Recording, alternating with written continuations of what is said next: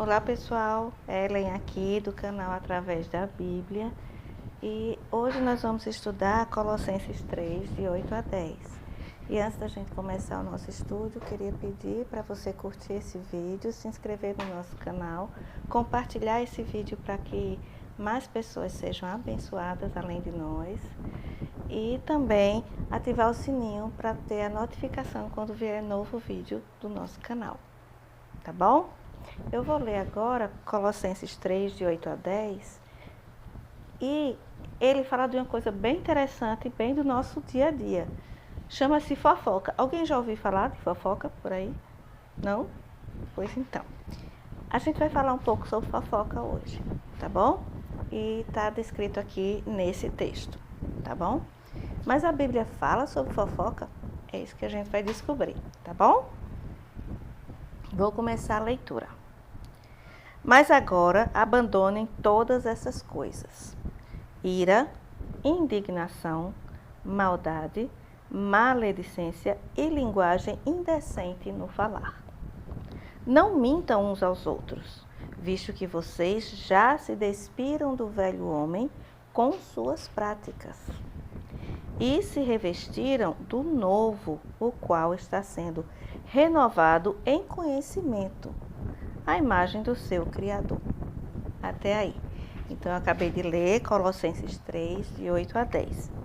E a gente vai começar a estudar esse pequeno texto, certo? Depois a gente vai chegar na parte da fofoca.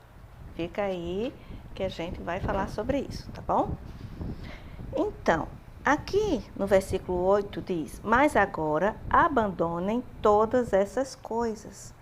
Primeiro, eu queria me fixar no verbo abandonem, porque a palavra abandonem é um verbo, originária do verbo abandonar, não é? Então, se ela é um verbo, ela denota o quê? Uma ação, e ele está no imperativo, né?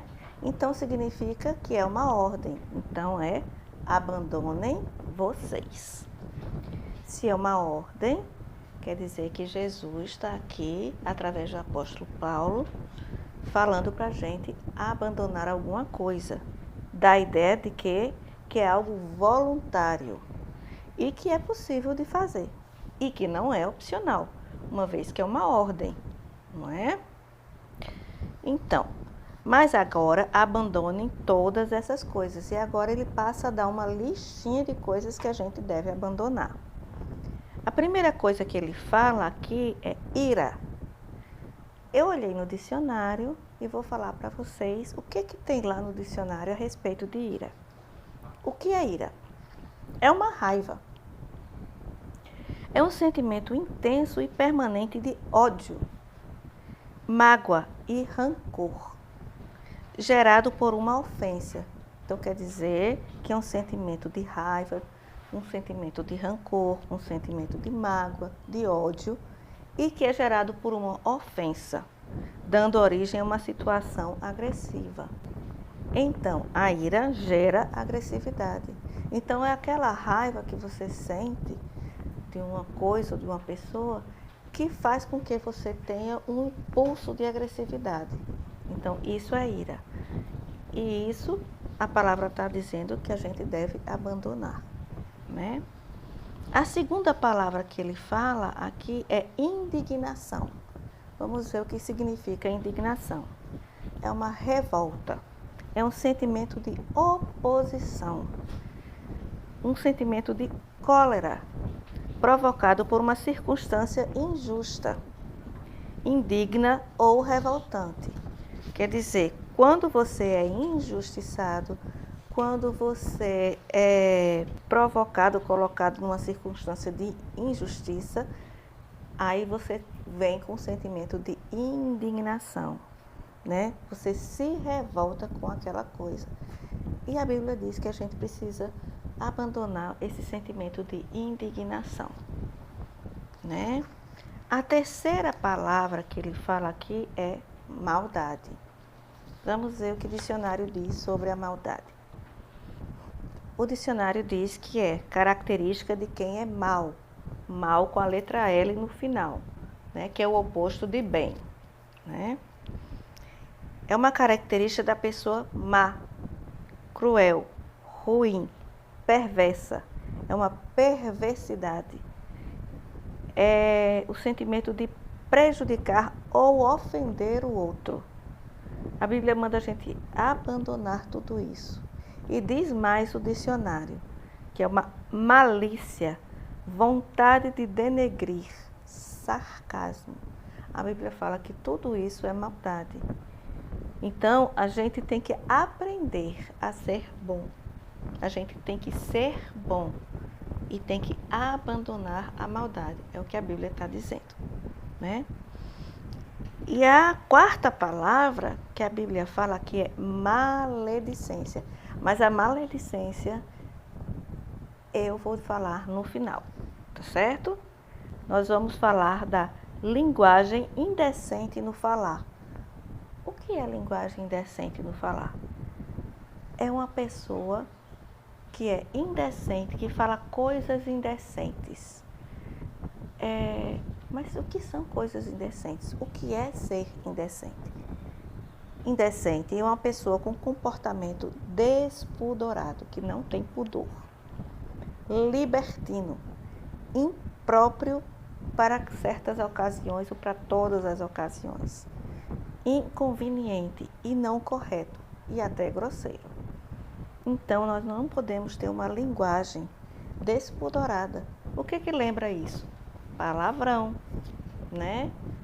São palavras ruins, são palavras indecentes, são palavras que denotam o ato sexual ou denotam partes íntimas, alguma coisa assim. Então, nós devemos abandonar, porque isto é inconveniente, isso não é correto, isso é grosseiro. É o que a Bíblia está falando para a gente abandonar, né? A Bíblia também fala que a gente não pode estar mentindo uns aos outros. Está aqui, no versículo 9. Não mintam uns aos outros. Eu não vou nem falar o que é mentira, o que a gente não deve fazer em relação à mentira, que eu acho que nem precisa, né? Não mentir. E não existe essa história de mentirinha branca. É uma mentirinha branca. Não, não é para mentir. Você precisa falar a verdade, ainda que as consequências sejam ruins para você, né? Isso denota o quê? Que a gente tem fé, né? No que a gente está fazendo em obediência ao nosso Pai, certo? Essas coisas eu não estou falando só para vocês não, tá? Isso aqui fala profundamente, principalmente ao meu coração, porque eu também preciso disso. Então, não mintam uns aos outros, visto que vocês já se despiram do velho homem. Isso significa o quê? Mudou de hábitos e de estilo de vida. Então, o que Deus requer da gente são hábitos diferentes, que é uma coisa muito difícil de mudar. É um estilo de vida diferente, é um estilo de vida santo.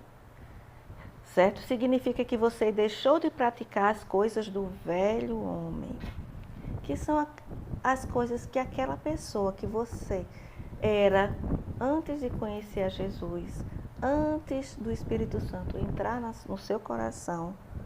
Você precisa parar de praticar as coisas que aquela pessoa que você era antes praticava, né? E ele continua falando aqui, se despiram do velho homem, já se despiram do velho homem com suas práticas e se revestiram do novo, o qual está sendo renovado em conhecimento à imagem do seu Criador, né? Então, a gente já se revestiu do novo homem, né? Então, quer dizer que houve uma transformação aqui dentro, quando o Espírito Santo passou a habitar dentro da gente, né? E a gente se revestiu do novo homem. A gente se despiu do velho homem, a gente tirou aquelas roupagens velhas e a gente se revestiu do novo homem para ter um novo hábito cristão, um hábito santo, né? E para ter um estilo de vida santo, né? Então, nós vamos sendo renovados em conhecimento à imagem do Criador. A Bíblia fala que a gente foi criada à imagem e semelhança de Deus. né? E aí a gente precisa conhecer a Deus para poder a gente fazer aquilo que agrada a Deus. E como é que a gente vai conhecer a Deus? Através da leitura da palavra, do estudo da palavra, da meditação da palavra. E essa palavra é a Bíblia, né?